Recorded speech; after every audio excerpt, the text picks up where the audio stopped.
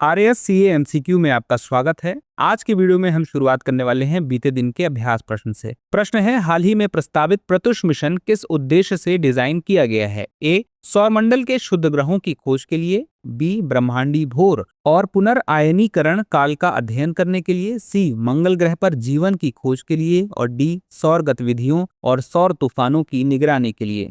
इसका सही उत्तर है B, Pratyush probing reionization of the universe using signal from hydrogen एक रेडियो दूरबीन मिशन है जिसे रमन अनुसंधान संस्थान बेंगलुरु ने इसरो के सहयोग से विकसित किया है। इसे चंद्रमा के दूरवर्ती भाग में स्थापित किया जाएगा ताकि पृथ्वी के रेडियो व्यवधानों से बचा जा सके। इसका उद्देश्य है ब्रह्मांडीय भोर और पुनर्आयनीकरण काल का अध्ययन करना। हाइड्रोजन की 30 से 250 मेगाहर्ट्ज आवृत्ति के संकेतों को पकड़कर प्रारंभिक ब्रह्मांड की संरचना को समझना। यह कक्षा से चंद्रमा के अंधेरे भाग से रेडियो सिग्नलों का अध्ययन करेगा। अगला प्रश्न है, देश का पहला multi lane free flow tolling system लागू करने के लिए IHMCL ने किस बैंक के साथ समझौता किया है? ए, SBI, बी, ICICI बैंक, सी, HDFC और डी, एक्सिस बैंक। इसका सही उत्तर है बी, ICICI बैंक। भारतीय राजमार्ग प्रबंधन कंपनी लिमिटेड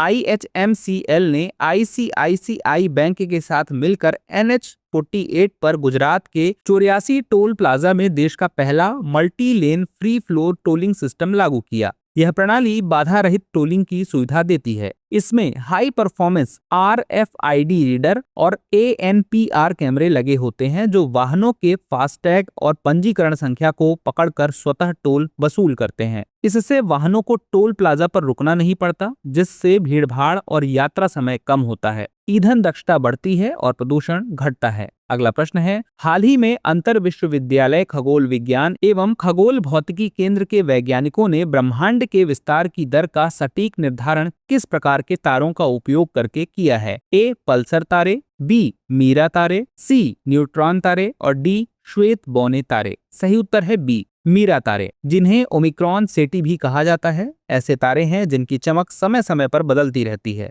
ये तारे लगभग 3000 केल्विन सतह तापमान वाले, ठंडे और अपने जीवन के अंतिम चरण में होते हैं। इनकी चमक और इनके स्पंदन चक्र के बीच गहरा संबंध होता है। IUCAA के वैज्ञानिकों ने इन्हीं मीरा तारों का उपयोग करके ब्रह्मांड के विस्तार की दर का अब तक का सबसे सटीक निर्धारण किया है। अगला प्रश्न है, रेमन मैग्सेसे पुरस्कार 2025 किस भारतीय संगठन को प्रदान करने की घोषणा की गई है? A, Pratham education foundation, B, educate girls, C, Seva foundation और डी, अजीम प्रेमजी फाउंडेशन। इसका सही उत्तर है B, educate girls. Ramon Magsaysay पुरस्कार एशिया का सबसे बड़ा और प्रतिष्ठित सम्मान माना जाता है। वर्ष 2025 में यह पुरस्कार भारत के संगठन एजुकेट गर्ल्स को प्रदान करने की घोषणा हुई है। यह संगठन वंचित लड़कियों को शिक्षा उपलब्ध कराने और उनकी स्कूली शिक्षा सुनिश्चित करने के लिए कार्य करता है। इस पुरस्कार की शुरुआत वर्ष 1957 में फिलीपींस के राष्ट्रपति रेमन मैग्सेसे की स्मृति में की गई थी।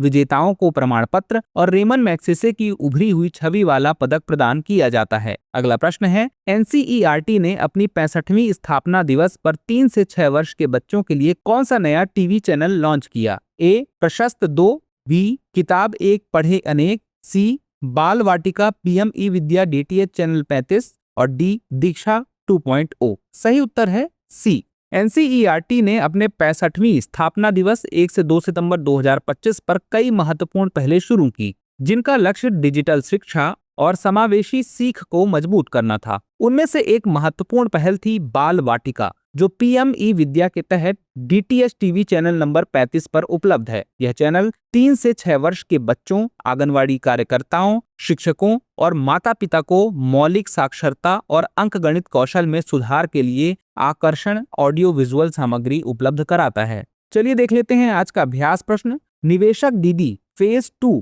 पहल किस संगठन द्वारा लॉन्च की गई है? A, NITI Aayog, B, NABARD, C, investor education and protection fund authority और D, small industries development bank of India.